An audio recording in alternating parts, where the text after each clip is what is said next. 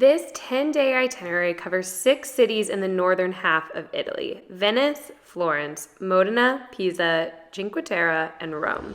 These cities offer a variety of experiences from architecture, art, and history to nature, and of course, a ton of great food. So even though we never left Italy, each destination felt truly new and exciting. In this video, we'll cover how we picked these cities and the route we took through Italy, including how we navigated the train system, where we stayed, and our favorite activities in each city. At the end of this video, we'll tell you some cities we considered visiting, but didn't include in our itinerary, so be sure to hang around for that. Okay, let's start with some logistics. We wanted our route to be efficient, with as little time backtracking as possible, so we selected different arrival and departure airports. We flew into the Venice Marco Polo Airport and then worked our way southwest via Italy's extensive train system to Rome, where we caught our non-stop flight back to DFW.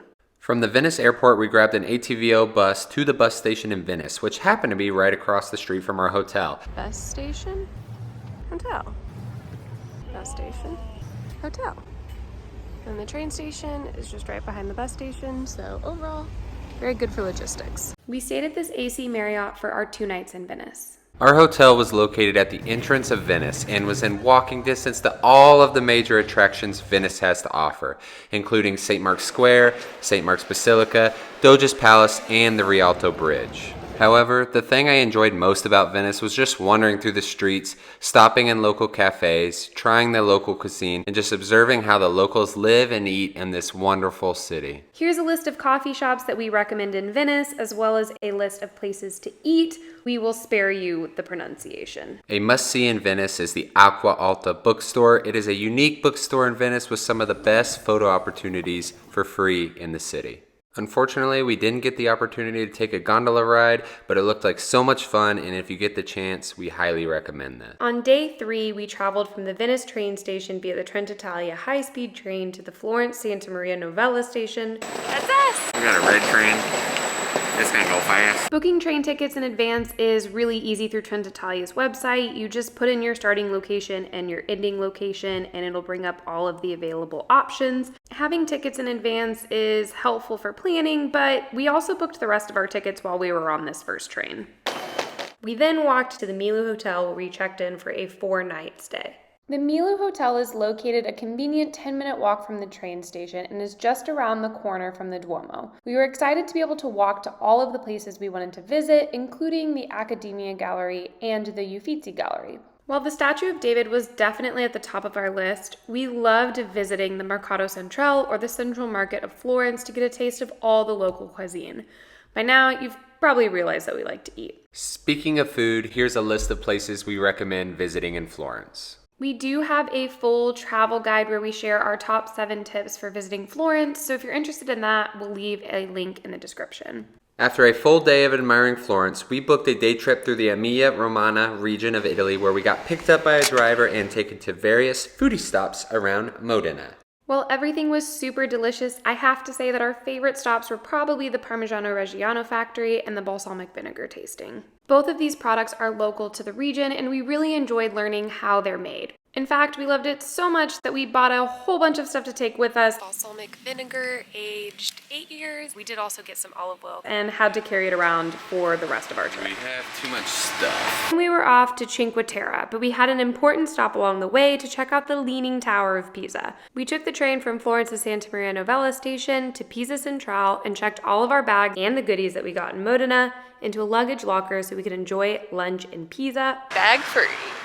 Everyone's got to get their perfect photo pretending to hold the Tower of Pisa. Once we left Pisa Centrale, we transferred trains at the La Spezia station and rode into the beautiful Rio Maggiore. To ride the train system within Cinque Terre, a one-way train ticket between 2 Cinque Terre villages costs about €5. However, if you're going to be riding the train system frequently, we recommend that you purchase the Cinque Terre card. The Cinque Terre card provides a 24-hour pass, and it costs about €18.20 and gives you unlimited access to the train system between the 5 villages and also includes access to the hiking trails. You can purchase the Cinque Terre pass online ahead of your trip or at the nearest train station when you arrive. We will leave a link in the description to book the pass ahead of time. Upon arrival, our Airbnb host met us outside the train station and walked us to our accommodation for the next 2 nights. Our Airbnb had a beautiful view and we enjoyed being able to lounge and cook in the evenings. Lauren and I both love the outdoors, so coming to Cinque Terre to hike with breathtaking views was on our bucket list, and that is what drew us in. It's the climb. However, Cinque Terre is composed of 5 villages with many unique things to offer. If you're into food, there's plenty of fresh, local caught seafood. We highly recommend Foodieria in Manarola for seafood sandwiches, or I Pescato Cucinata for seafood cones in Rio Maggiore. Just be aware of the seagulls. Hope you enjoy that, buddy. And if seafood cones aren't your thing, I don't like my food. Looks at me. here's a couple of other places we recommend. For sightseers and photographers, Rio Maggiore is one of the best places to watch the sunset and to snap a few photos that you will never forget. The water was extremely rough when we visited, so unfortunately we were unable to book a boat tour, but if you are looking for a different vantage point of the 5 villages, we highly recommend booking a tour. After 2 days in Cinque Terre, we headed to the train station to make our way to Rome. This was the longest train ride of the trip since it was on the inner city line, which goes down Italy's west coast. We made the most of our train ride by making a snack board with all the leftover goodies in our bag and enjoyed the view on this 4-hour ride to Rome. While in Rome, we stayed at the Pantheon Iconic Rome Hotel, which is right around the corner from the Pantheon and walking distance from all of the major attractions. Rome was the birthplace of modern civilization and has many attractions such as the Pantheon, the Roman Forum, the Colosseum, and many, many more. One thing we try to do in every country we visit is book a cooking class. This is a great date night in a foreign city and enables us to meet new people and attempt to make the local cuisine. Some of our best food was in Rome. Our top picks were Bonci Pizzeria for on-the-go snacks, Di Triambo, and I Pizzicaroli. Cheers!